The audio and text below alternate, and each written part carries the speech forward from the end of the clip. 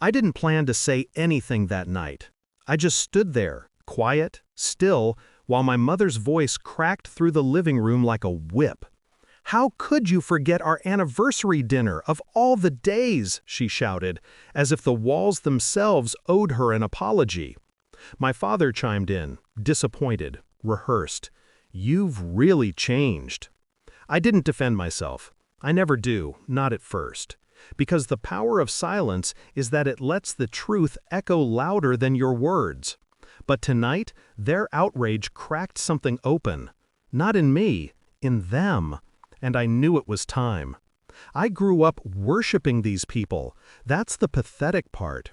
Children think love is earned by obedience, by shrinking themselves small enough to fit inside someone else's expectations.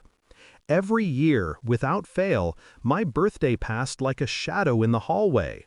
No calls, no cake, not even a distracted "Oh, was that today?"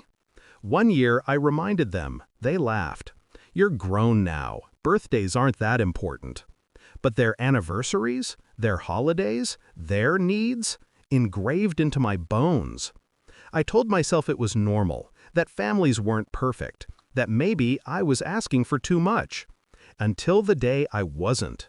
The shift started small. Missed calls from me? They shrugged. Missed calls from them? I rushed. Plans I made? Optional. Plans they made? Mandatory.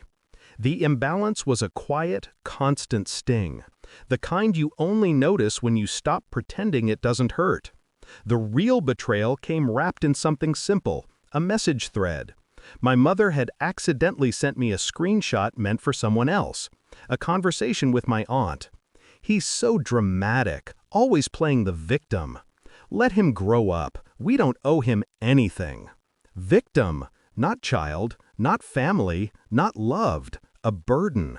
And somehow, that tiny word cut deeper than any forgotten birthday ever could. I didn't confront them. I didn't cry.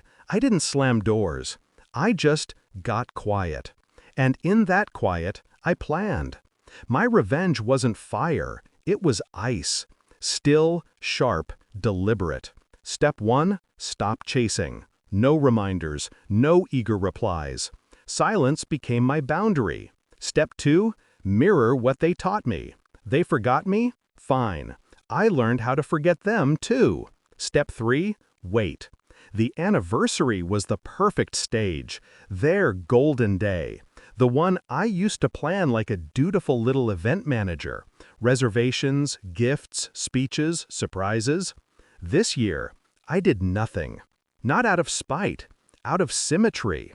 So when I walked into the house tonight, their voices rising like a storm, I let them talk.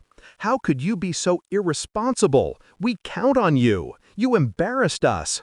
It was almost theatrical. And when they were finally out of breath, I lifted my eyes and spoke for the first time. "You know what's interesting?" I said calmly. "You've never asked why I stopped trying." My mother blinked, hard. My father stiffened. "I didn't forget your anniversary," I continued. "I matched your energy." Confusion flickered first, then fear. Real, human fear. The kind that comes from recognizing a truth you've buried. "For years, you forgot my birthday," I said. "You forgot me. Not the date, me." Their faces drained of color. And when you remembered, you laughed it off. You made me feel like I was asking for too much, for existing. My hand didn't shake. My voice didn't waver. You taught me what love looked like. Conditional, one-sided, convenient. My father whispered, "That's not fair." "Fair?" I stepped closer, the air tightening. "What's fair about a child having to beg to be noticed? What's fair about being loyal to people who only love the parts of you that serve them?" Silence. The first honest one we'd ever shared. I delivered the final blow softly, because cruelty wasn't my goal. Clarity was. "So this year," I said, "I gave you the gift you've given me my whole life." They swallowed hard. Nothing. Their eyes shifted, anger melting into shame, shame dissolving into realization, the truth settling like dust after an explosion. I left them in that silence, not to punish them, but to free myself.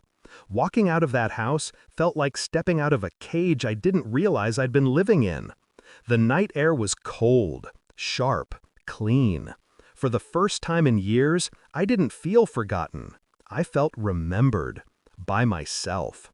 And that was the real revenge.